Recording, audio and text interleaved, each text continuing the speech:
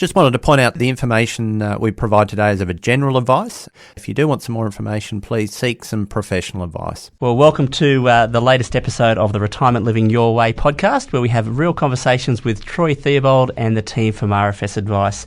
My name's Greg Black. How are you today, Troy? I'm very well, Greg. Very well. Good to see. Good to see. Now, we've got a very interesting topic today, and this is sort of off the back of the retirement toolkit that we created at RFS Advice, where we've actually had a look at a lot of the topics that retirees should be thinking about. And one of those was really around housing and living arrangements, and I guess that really prompted the thought of today's show. So, mate, I'll let you introduce our special guest. Property. Everyone's an expert on property out there, whether they're buying or selling out there, but we thought we'd actually bring someone who actually is an expert specialist in their field. So I've got today Paul Harrison from Kollosche team, or is it Kollosche? We're not sure. Which one is it? Definitely Kollosche. No, we need Kollosche. to get that right. Okay, thank you. Okay, I was nervous. Add the E. Add the E. Perfect. So, yeah, we get lots of questions. So we have a lot of retirees we look after, worried about selling the house, hear all the doom and gloom, scared. They don't sell, they don't move, they get stuck. We just want to sort of break it down in. We're going to do a two-part series over this, one on the buying side and one on the selling side, because I think they're two different skills, two different scary times in retarees' lives, and lots of different things to think about. So look, I think to start, so welcome. Thank you for joining us. Welcome, Greg. Welcome, Troy. Thanks for having me. A bit of background. Tell us a little bit about yourself and what you've been up to. Sure. So real estate for nearly a quarter of a century now, so I'm probably close to the retirement plan, aren't I? So real estate for 25 years, 20 of those in Melbourne and the last 4 or 5 on the Gold Coast. Moved up here with the family. We were part of the COVID migration as well, or just after it. Right. So, yeah, having a great time of it. Love it. Wow, life's certainly changed. Yeah, very much so, especially this time of year. Yeah. It's about 9 or 10 degrees down in Melbourne. Oh, exactly. Beautiful on the Gold Coast. You'd be ringing your mates all the time and reminding them of that. Time. Absolutely. How's that rain going and no snow? Was that too mean? Yeah. So look, what's I guess a good place to start for today's conversation. What's happening in the property market at the moment? Obviously, we've had the recent budget. There's a lot of consumer sentiments down. We're seeing over the weekend auction clearance rates dropped to 33% in Queensland. What are you seeing on the ground, and how's it what's the vibe out there at the moment? Yeah, I think it's easy to look at it and say that the market's had a downturn, but I look at it and think how robust the market and resilient the market's been, because you have a look at what we've had to deal with in the last 6 months. You've had 3 rate rises. Then you've had the war overseas, and then you've had the federal budget announcement. Now, any one of those 3 could have derailed the market, and it took all 3 of them to gang up on us to make a difference. So you go and look at the Sydney market, the Melbourne market, and all the other capital cities. And the Gold Coast, even though it's a regional market, it's competing as a capital city market now.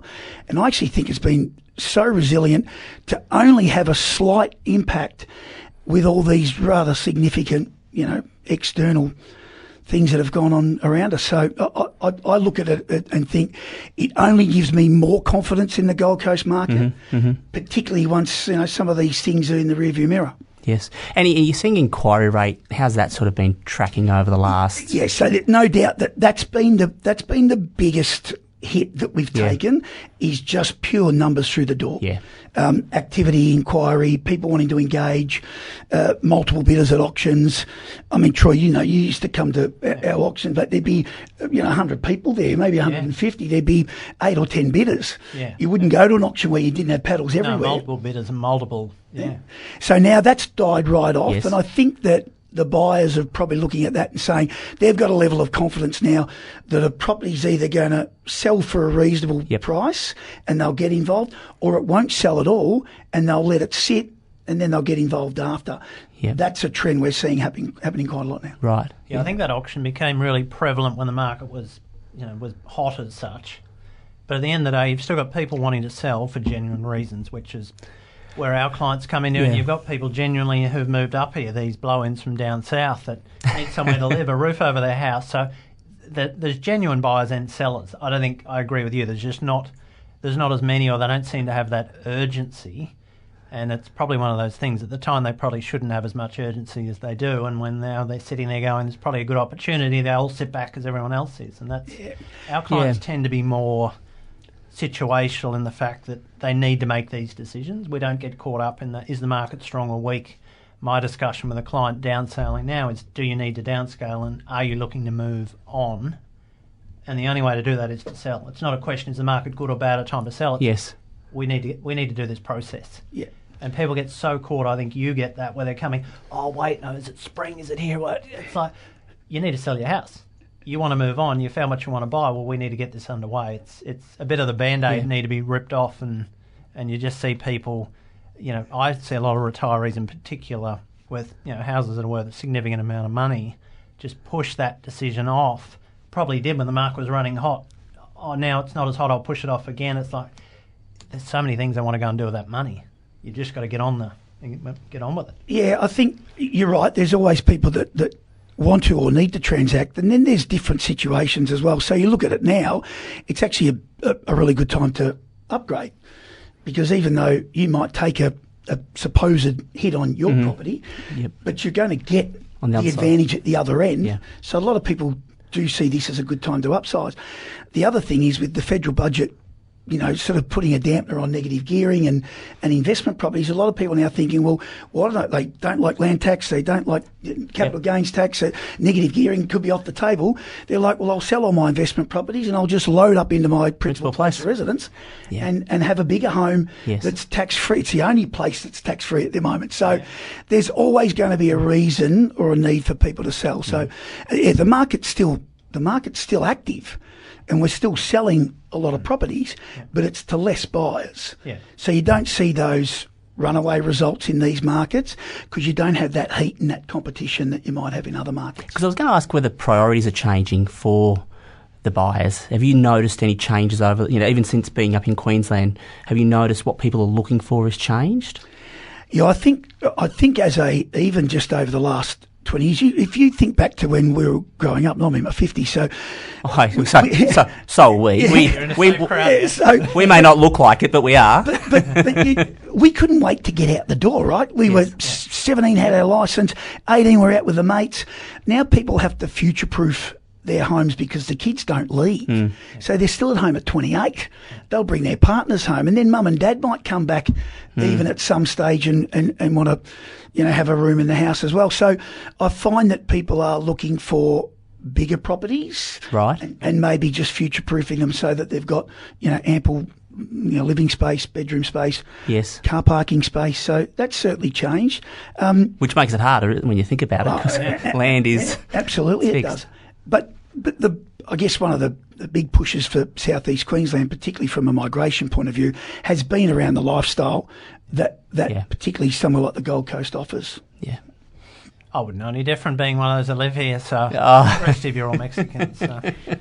There's not many now. I think you're the minority and we're the majority, aren't we? I was the generation where everyone came from Victoria. All my family's from Victoria. Yeah. Was family. That was that first big shift.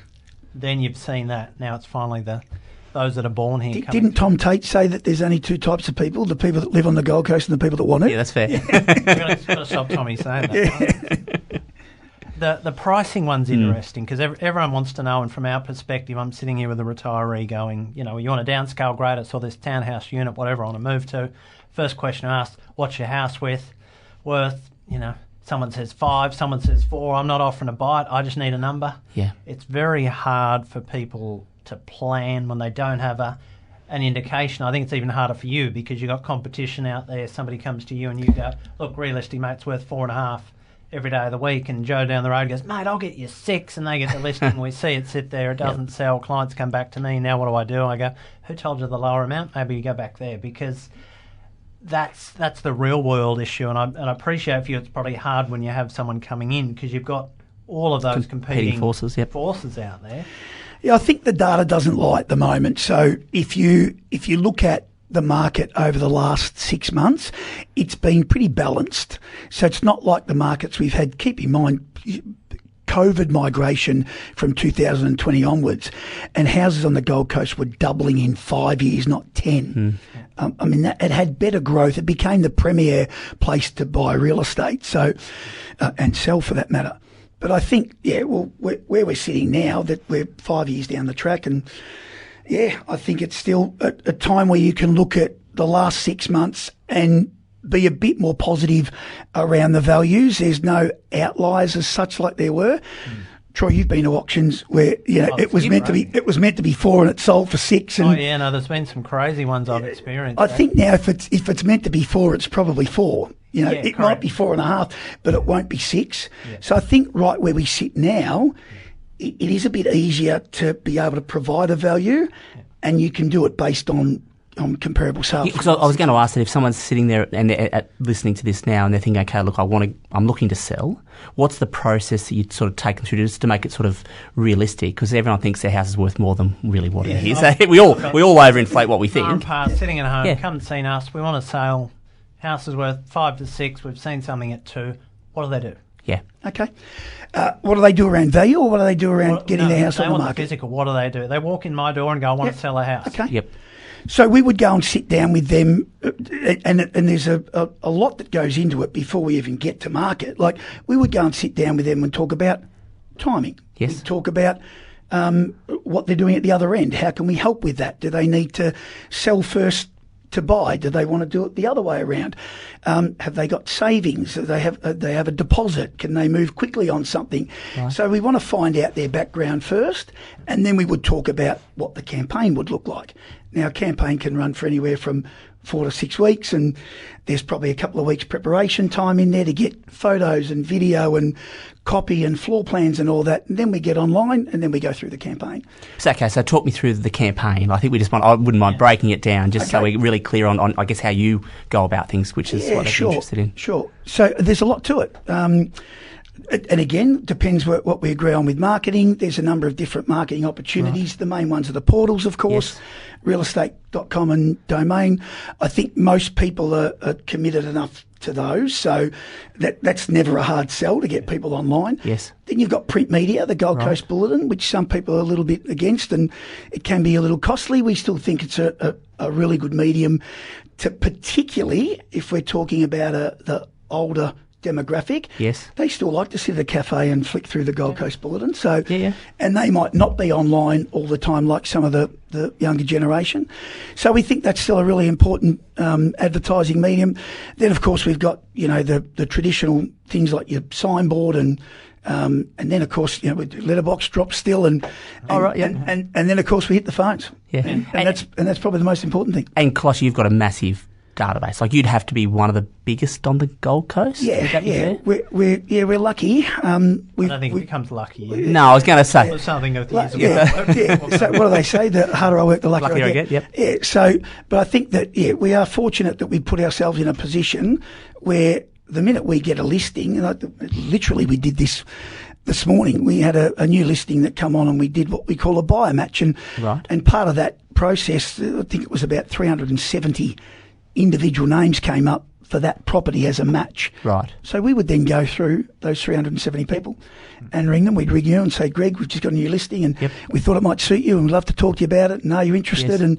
And so that it's that level of output, yes, particularly in this market where the advertising mediums aren't doing any work for you, really. No. Like it's all back to basics at the moment. Yes. Yeah. Okay. No, that's good. So moving on from that, what are some of the things that people can do to actually improve the value in their home? Because obviously there are certain things, like if you come and have a look at a home to list, there must be things that stand out to you as nearly the non-negotiables. You need to either fix the garden or prune this, or further to that probably is that realisation that renovate versus presentation. So they'd be in my off going, well, I want to downscale, but I've just got to fix this. And I'm like, where's your house? And I'll jump on there and I'm like, they're probably going to knock it down. It's a harsh reality because they get real advice in our office. But do you see people then they wait and they do this lovely stuff, and then the area we're in, similar area, and half the time if it's old, they're knocking them down. Yeah, this is something we spend a lot of time on, and there's a certain amount of diplomacy that goes with it too. Troy doesn't have that. Okay, I need Troy to come into some of my meetings sometimes. And I think everyone thinks their home's their castle, right? But so I think it's important to we strongly recommend, as a matter of fact, all of our properties have a building and pest report done at the start. It's a professional who will come through and say there are a number of maintenance items that would put a buyer off buying the property. And sometimes it's as easy as getting a handyman around to fix a couple of broken doors, or a door that doesn't slide, or, as you said, maybe a garden needs tidying up. I think there's some really easy ones that you look at and say, let's do that. But I think the building and pest will uncover those items that might put a buyer off buying your property. Right. So I think that's really good to know that up front. Yeah. Yep. And then you go and address those, and then you go back to the building inspector and say, right, we fixed these, here's the proof, and and they take them off the report, and then you've got a much cleaner bill of health. Then you come down to renovate or presentation. We style all our properties. Doesn't matter what they look like, but we style all our properties. Yeah. We think that's important. Even a knockdown house is still going to serve as a rental for a period of time before it's a development. So that's still important to present it well enough for someone to walk through and think, I can rent this out, I can get some income while I put my plans in and work out what I want to do moving forward. So that's something we spend a lot of time on. So I could spend 2 or 3 hours at someone's house walking around room to room and giving them advice on, hey, we should get that patched and painted. Yeah. Maybe we should get new carpet here because it's stained. Yes. The curtains are looking fairly ratty. Yeah. These are things that you could spend 20 to 30K on. Yep. You might add 100 or 150K to your property. It must be an interesting conversation when you're telling people that, you've lived in the home for 30 years. You love the furniture, but actually we want to style it because it's not going to cut it. Is that the reality of it? Like, is it a difficult conversation? Like, are you using their existing furniture and then adding a bit of styling touch, or you're saying, hey, look, we need to get it out and bring in the experts, because everyone's I think it's hard. We do partial styles that we call them, but it is hard. I think that you're probably better off working with a clean slate, blank canvas. I mean, look, there are times where it's impossible for them to get all their bulky furniture out, and so we'll work in with them, and in that case, we'll just the stylists call it zhuzhing it up, but they'll just put some decor items in and some plants and make it pop, a bit of colour, and that'll sort of fix that. But it is. To me, presentation is everything, and what you're trying to do, particularly in this market, which again you're dealing with less buyers, they're looking for reasons to not buy the property as much as they are to buy the property. So if you can eliminate all of those things that might be deterrents to them, which are always maintenance items, like nobody likes to go in and see overgrown garden, door hanging off, side gate that's not working, because immediately they think, what else is wrong with the house? Yes. It's been in my house, by the way. I didn't want to comment on that, but it's pretty much all of our houses, And then it's just a process of, we've got all those people for them and we take care of it. And but as far as how far do you go, I think it's all about return on investment. So it's got to be it's hard to measure it, but you've got to think that you're going to get 2 or 3 times back what you put into it. We're not spending 30 to get you 30. We're spending 30 to make your home more saleable and to maybe add 100 or 150 to it. We want you to 3x or 4x your investment. So I think that's something that we can give, professional advice. Well, that's when experience comes in. Yeah, absolutely. And I don't think many people would know that's what you actually do. No. Yeah, and it's time consuming, and it adds weeks onto your campaign, and we don't get paid for it. So, but ultimately, for us, it's about how we best represent the client and their interest, how we best represent the property to the marketplace, and those things are critical. I mean, to me, a building and pest and presenting the property from a styling point of view, they are non-negotiable. Yes. Yeah. And what about auctions versus private treaty? When we talk about the sale process, is there one way works better than another, or it depends on the property type, location? We're very auction centric. We still feel that the auction has its purpose. Yes. Even as the clearance rates drop down, the auction still, particularly in Queensland, where you don't have to advertise a price range or price guide, so it does give the owner that benefit of 3 or 4 weeks on the market, getting real feedback in real time from active buyers at the coalface. And so I think that, and it's also the best way to fast track the end. Like you go into a private treaty or expressions of interest, I'll just about guarantee you everybody will wait until the end date before they even ring you Yeah. and get involved. Yep. At least the auction has that fear of missing out attached to it Yes. as well. So a buyer knows that, this is going to auction on July 7th. Yes. I've got to talk to my solicitor. I've got to talk to the bank. I've Yep. got to make sure I've got a deposit and got to go and look at it in the next couple of weeks. I still think it creates that sense of urgency over what a private treaty or expressions of interest would. Right. And it also gives you that, as I say, you don't have to provide a price guide. Yes. And so it does give you the opportunity to meet more buyers Yep. and get a real feel for where they see the price.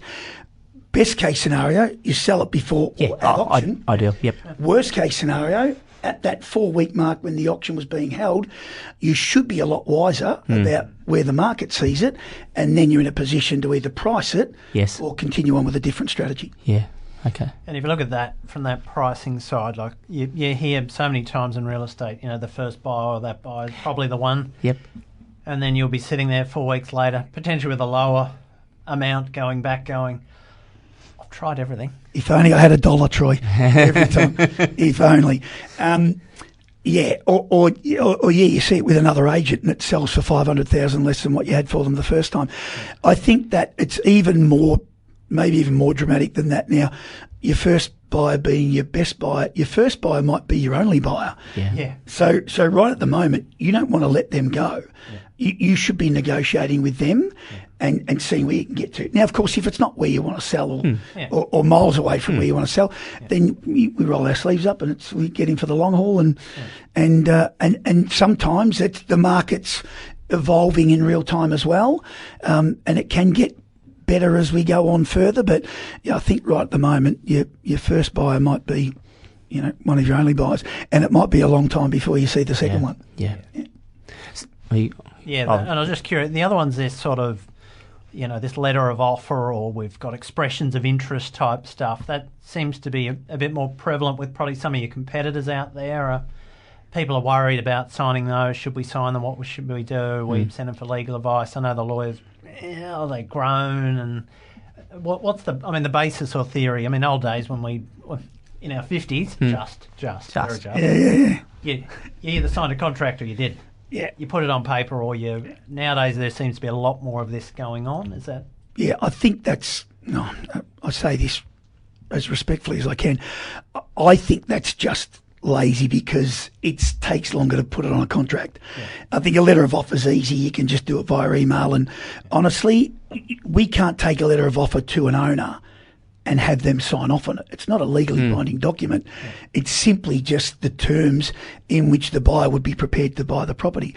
But to take a contract to a seller, again, particularly in the current climate where they're not likely to get 5 or 6 of them during the campaign, you take a contract to a seller and they're in a position where they can either A, accept it and sign off on it, or B, countersign it and take it back, and you're alive and you're running. You're back to the buyer and you're back to the seller, and really a letter of offer is so easy to dismiss and so easy to say no to.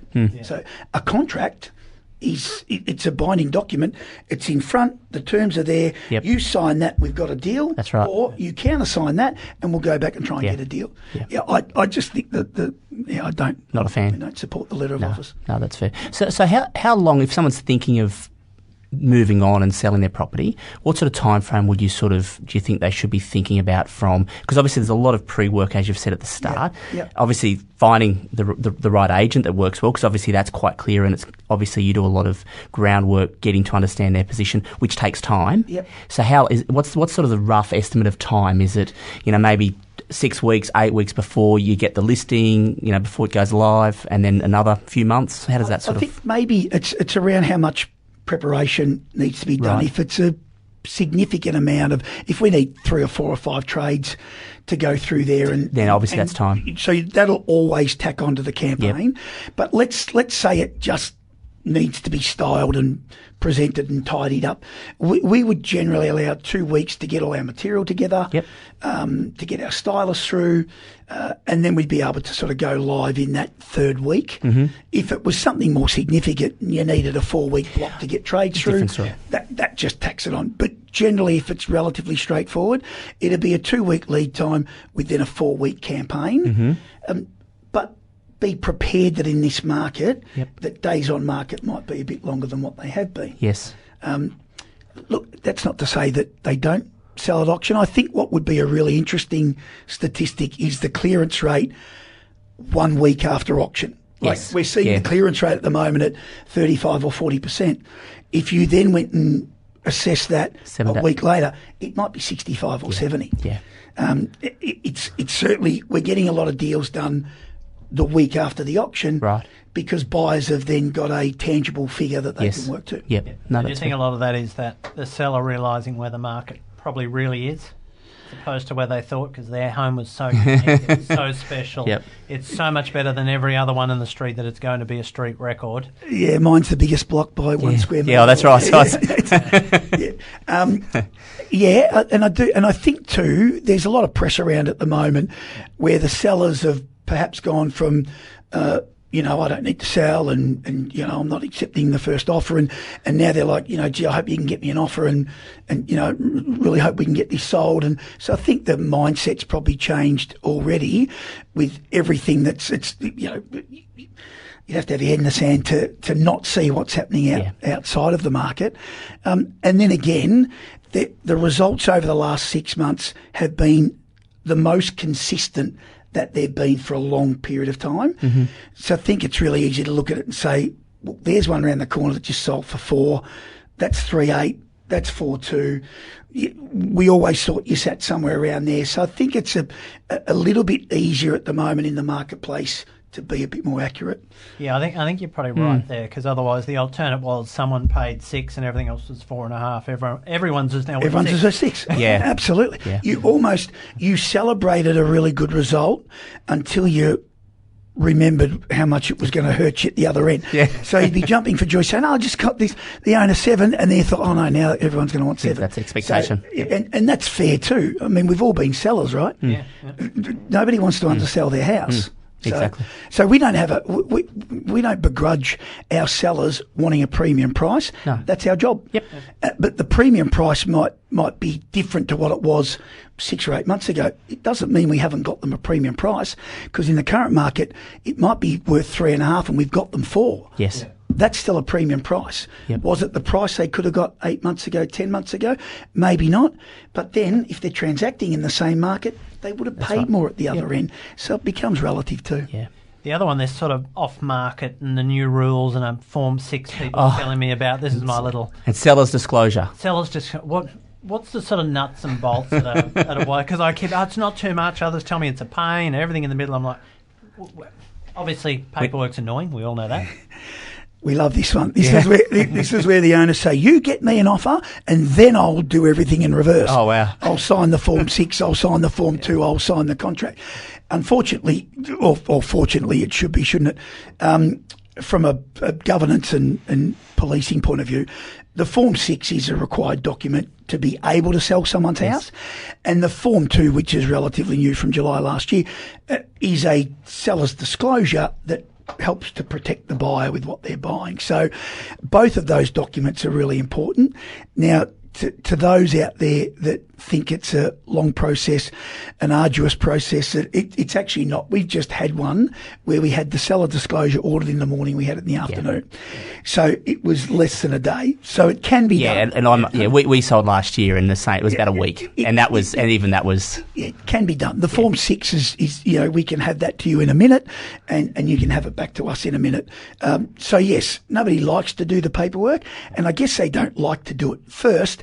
I'm only off market, I'm not going through a campaign. I'm not going to be marketing. I'm not sure what I want. Yeah, but you're still selling, and if you're selling under Queensland legislation, then both of those forms are required. So, and they don't take very long. The seller disclosure is, anywhere from about $500 to $700. So, and it does last for I think is it maybe 6 months or right, and then you might have to update your certificates. But it's not a significant spend if you're thinking of marketing your property, which most are. If we take something off market, it's generally a precursor to someone going to market. Yes. So all of that, we need all of that documentation anyway. Yeah. And actually, I was going to ask earlier about with the marketing campaign, social media, like how important is that those sort of channels? Are you finding that's AI being used. I know some agents are using AI engines and things like that to... Yeah, definitely. And even the portals themselves use algorithms now to target specific types of buyers. We absolutely have a social media package as part of our what we would consider a standard marketing campaign. You can spend anywhere from $2,000 to $10,000 and you'll get a different number of impressions and hits and return on your investment. So the marketing team will come to us and say, who's the likely buyer for this? Is it, age demographic? Is it married, single? Is it interstate? And we will then compile a list of the likely statistics of who's going to buy the property, and then they will then go and target those people through an algorithm, which will hopefully bring us some activity to the property.